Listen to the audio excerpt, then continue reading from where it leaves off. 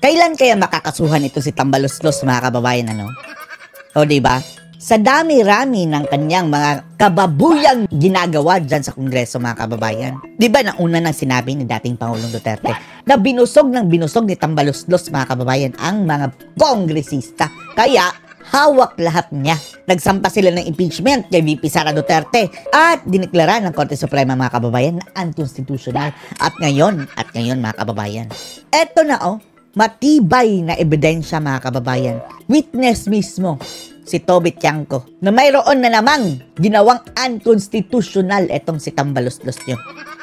Inamin mismo, mga kababayan, ni Tiangco na yung nauna nang binulgar ni Magalong, mga kababayan, na 777 kung sumali ka sa Bagoong Pilipinas Serbisyo Fair, na isang unconstitutional na bagay, mga kababayan, dahil unang-una, hindi na sila dapat makialam sa pera, mga kababayan, matapos sila itong i-legislate. Sinabi nito, kongresista, mga kababayan, campaign manager ng Bagoong Pilipinas, na totoo ang 777.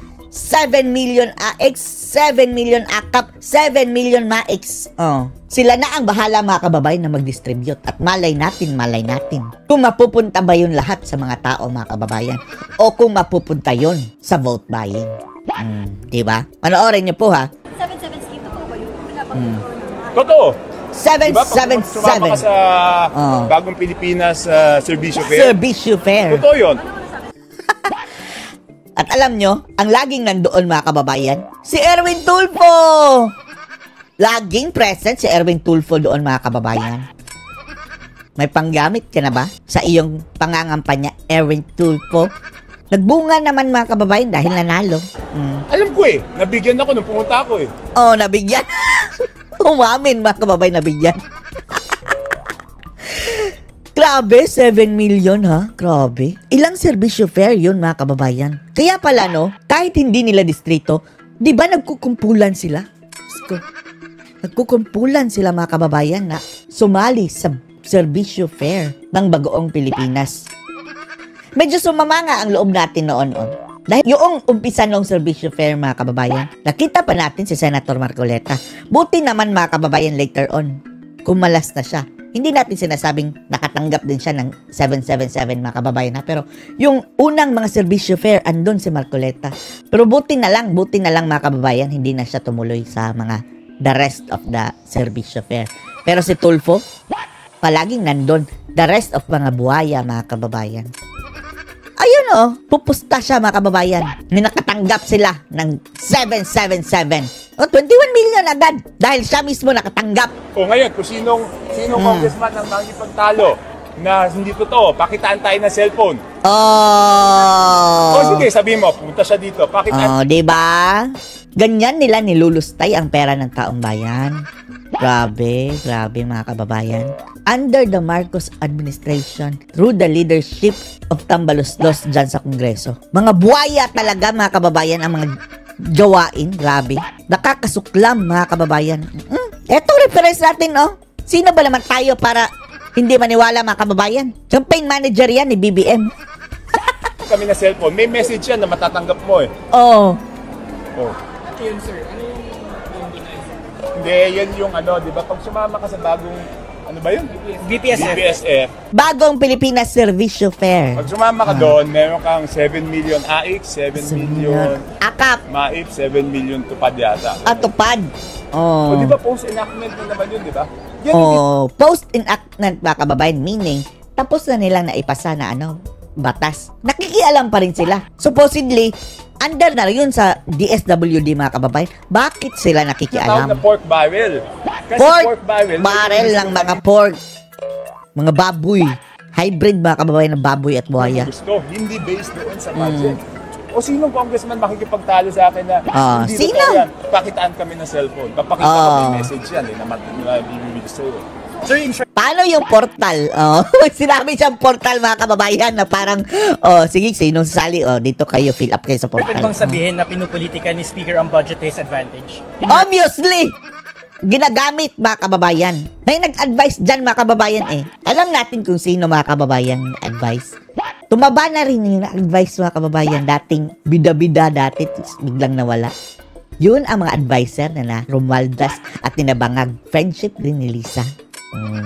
Bigay lang ng ayuda, bigay lang ng bigay. Malayo pa naman ang 2028 and then aangat ka na. Sa halit na aangat, tatanga mga kababayan.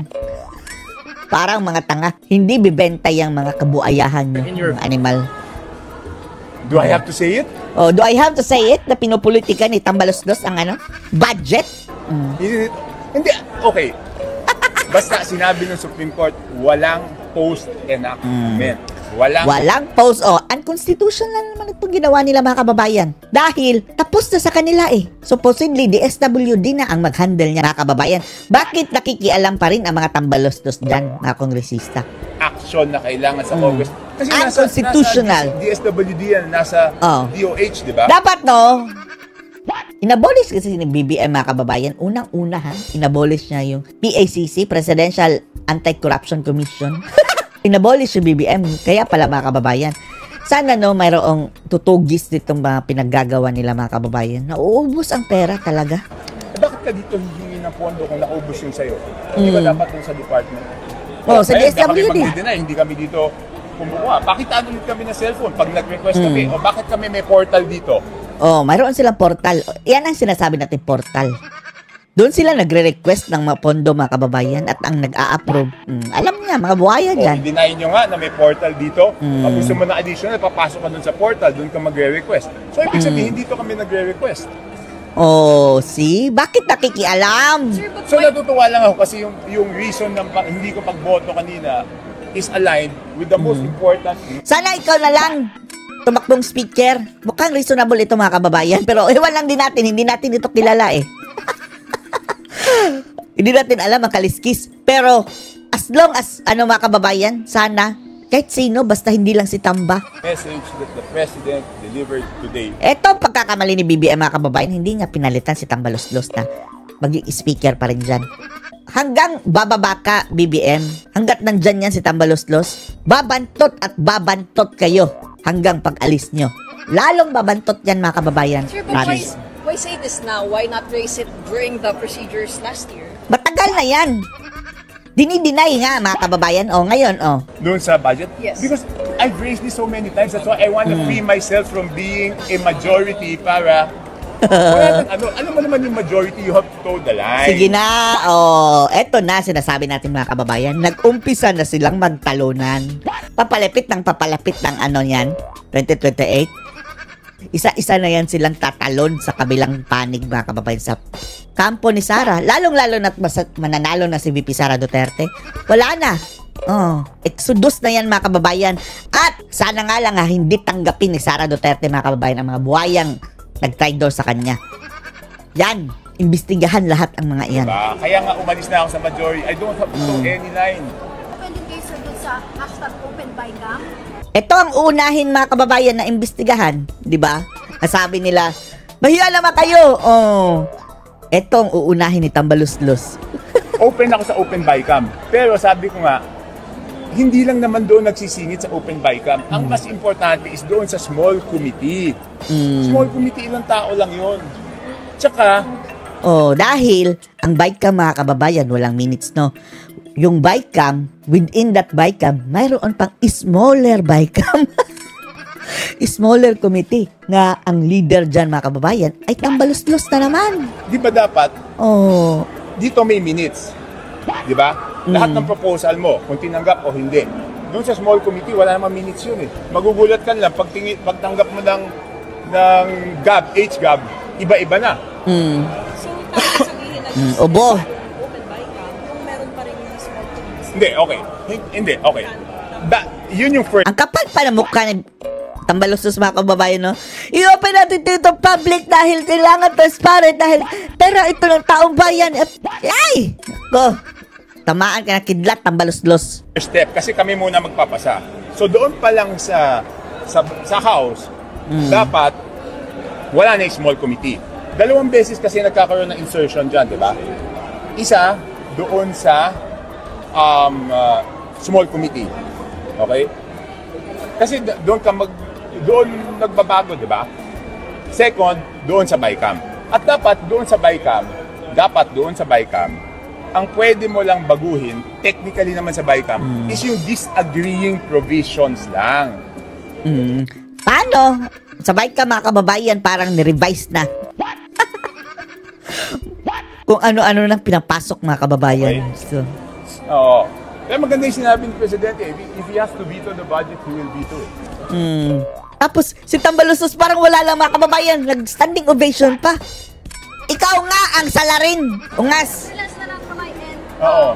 tungkol kabuuan lang nung zona score mo, meron bang mga hindi nabanggit na sana nabanggit pa? What's your comments sa zona? Ang SONA mga kababayan, parang nag-uumpisa pa lang siya. Pinagsasabi na niya mga plano na gagawin.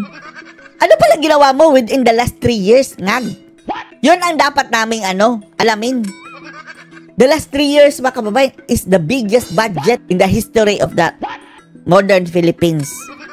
Nasaan ang nagawa mo na? Puro ayuda, mga kababayan. Wala na talaga. Hindi naman mababanggit lahat eh. Di ba? Aabutin tayo ilang oras dito. Ayan. Hindi mababanggit lahat o walang mababanggit talaga. Walang accomplishment. Pero nung nakita ko na yung cleanser, okay na sa akin yun. Because doon sa sinabi ng Presidente yon, hindi lang yan sa flood control. Malaki ang mamimenos na pera pag nawala yung corruption doon sa mga projects niya. So, bakit hindi niya inalis si Tambaluslos? Isang pitik lang yan mga kababayan ng Presidente, yung Speaker of the House, pati na yung Senate President. Kung talagang matino kang Presidente, isang pitik mo lang yan. Isang sit mo lang. Ang gusto kong speaker ay si ganito. Mapapalitan yan mga kababayan. Ngayon parang talo pa siya ni Tambaluslos mga kababayan. Ha? O baka naman mga kababayan. Sinasadya yan ni Ngagba na andyan pa rin si Tamba para mabunton doon ang galit lahat mga kababayan. Maghati-hati sila sa galit ng taong bayan.